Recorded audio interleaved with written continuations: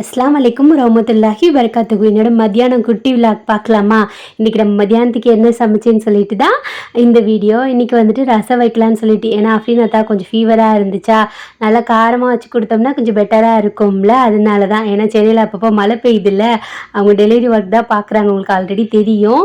அதனால் கொஞ்சம் நனைஞ்சிட்டு அந்த மாதிரி வேலை பார்க்கும்போது வந்துட்டு இந்த மாதிரி கோல்ட் ஆயிரும். அதனால் ரசத்தையும் வச்சுட்டு நான் எப்பயும் வைப்பேன்ல அதே மாதிரி தான்.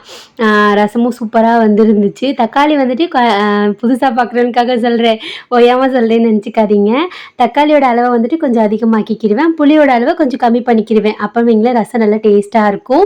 அதுக்கு பார்த்திங்கன்னா அந்த கருவாடு இருக்கும்ல, அதை அப்படியே மிளகா பொடி போட்டு அப்படியே மொறு மொறுன்னு பொரிச்சு சாப்பிட்டோன்னு வைங்களேன் சூப்பராக இருக்கும். அதோட 10 சின்ன வெங்காயம் 4 வரமிளகா போட்டு எண்ணெயில் வதக்கி விட்டு இந்த கருவாடையும் அப்படியே பெரட்டி சாப்பிட்டோன்னு வைங்களேன் அமிர்தமாக இருக்கும். இந்த கருவாடு பிடிக்கின்றவங்களுக்கு இந்த என்ன சொல்கிறது, இந்த டேஸ்ட் ரொம்ப பிடிக்கும்.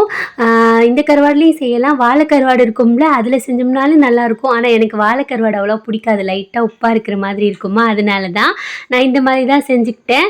பருப்பு கடைஞ்சா வந்துட்டு ரசம் பருப்பு கருவாடு அதோட காம்பினேஷன் அல்டிமேட்டாக இருக்கும். இன்றைக்கி நான் பருப்பு கடையில் ஆல்ரெடி எடுத்து வச்சு சாம்பார் வேறு வீட்டில் இருக்கா, சரி அதை வச்சுக்கலான்னு இருக்கேன்.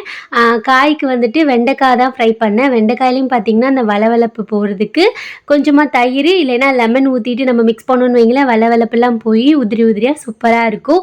அப்புறம் என்ன வீடெல்லாம் க்ளீன் பண்ணி முடிச்சுட்டு நம்ம நமாசையும் படித்து முடிச்சுட்டு உட்காந்து அப்படியே சாப்பாடை போட்டு ரசத்தை பிசைஞ்சு சாப்பிட்டோன்னு வைங்களேன் அப்படி இருக்கும். அதுவும் கருவாடு வேறு சொல்லவா வேணும். இன்றைக்கி நம்ம வீட்டில் லஞ்ச் பார்த்திங்கன்னா இதுதான். உண்மையிலேயே சொல்கிறேன், ரசம் செம்மையாக வந்துருந்துச்சு.